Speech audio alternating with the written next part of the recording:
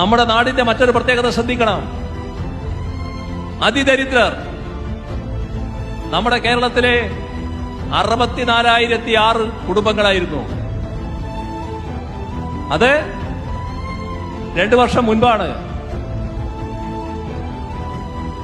കേരളം പരസ്യമായി പ്രഖ്യാപിച്ചു.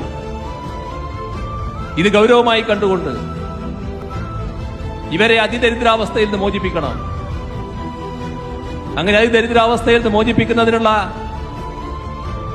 നടപടികളിലേക്ക് കടന്നു. തദ്ദേശഭരണ സ്ഥാപനങ്ങൾ മുഖേനയാണ് നടപടികൾ സ്വീകരിക്കുന്നത്.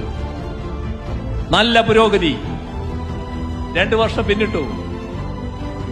ഈ വർഷം 2025 നവംബർ 1 ഇന്ത്യ മഹാരാജ്യത്തിൽ കേരളമെന്ന ഈ സംസ്ഥാനം ഒരു അതിദരിദ്ര കുടുംബവും ഇല്ലാത്ത സംസ്ഥാനമായി മാറാൻ പോകുന്നു. ഇത്തരമൊരു കാര്യം പ്രഖ്യാപിക്കാൻ മറ്റാർക്കെങ്കിലും കഴിയോ? മറ്റേതെങ്കിലും സംസ്ഥാനത്തിന് കഴിയോ? ഏതെങ്കിലും സംസ്ഥാനം അങ്ങനെ ഒരു നടപടി എടുത്തിട്ടുണ്ടോ? അതാണ് വേറിട്ട സമീപനം. അതാണ് ബദൽ നയത്തിന്റെ പ്രത്യേകത. ഇവിടെ ജനങ്ങൾക്കാണ് മുൻഗണന. ജനങ്ങളെ കണ്ടുകൊണ്ട നയമാണ്. ആ ജനങ്ങളിൽ പാവപ്പെട്ടവർക്കാണ് മുൻഗണന.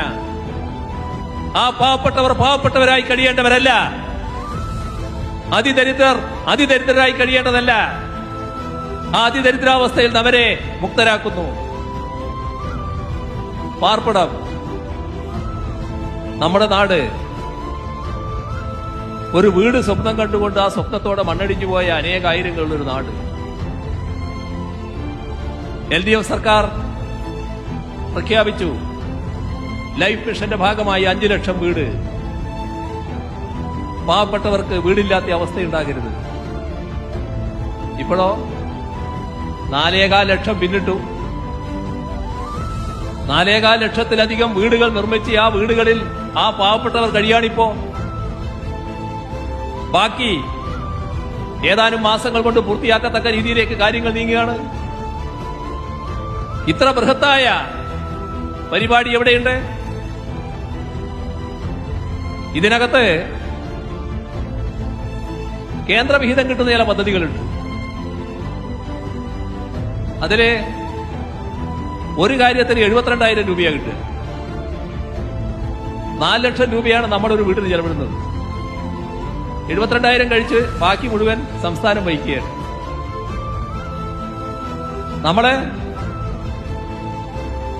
ലൈഫ് മിഷന്റെ ഭാഗമായുള്ള വീട് നിർമ്മാണം എന്നേ പറയുന്നുള്ളൂ. വീടിന്റെ മുന്നിൽ ഒരു ബോർഡോ പോസ്റ്ററോ ഒന്നുമില്ല. ഇപ്പൊ കേന്ദ്ര ഗവൺമെന്റ് പറയാണ് അവിടെ കേന്ദ്രത്തിന്റെ ലോഗോ വെക്കണം ഈ വീടിന്റെ മുന്നിൽ. ഞങ്ങൾ പറഞ്ഞു അത് സാധിക്കുന്ന കാര്യമല്ല. ഞങ്ങൾ ഇത്ര വീടുകൾ പൂർത്തിയാക്കി. ആ വീടിന്റെ മുന്നിൽ ഒരു ലോഗോ ഇല്ല, ആരുടെയും പടവും ഇല്ല. ആ വീട് അവരുടെ സ്വന്തമാണ്, അവർക്ക് അവകാശപ്പെട്ടതാണ്. ഒരു ലോഗോ വെക്കുന്ന നിലയുണ്ടായാൽ ഈ വീട് ഇങ്ങനെ കൊടുത്തൊരു വീടാണ് എന്ന് പറഞ്ഞുകൊണ്ട് അവരുടെ അഭിമാനത്തെ ചോദ്യം ചെയ്യലാണ്. ഞങ്ങൾ അവരുടെ ആത്മാഭിമാനം പ്രധാനമായി കാണുകയാണ്. അതുകൊണ്ട് തന്നെ അത് അംഗീകരിക്കാൻ കഴിയില്ല. ഞങ്ങൾ ഒരു ലോഗോവും വെക്കാൻ തയ്യാറല്ല എന്ന് കേന്ദ്ര ഗവൺമെന്റ് അറിയിച്ചിരിക്കുകയാണ്. ഇവിടെ ആ വീടുകളിൽ കഴിയുന്നവരുടെ അഭിമാനം സംരക്ഷിക്കുന്നതിന് വേണ്ടിയുള്ള നിലപാടാണത്.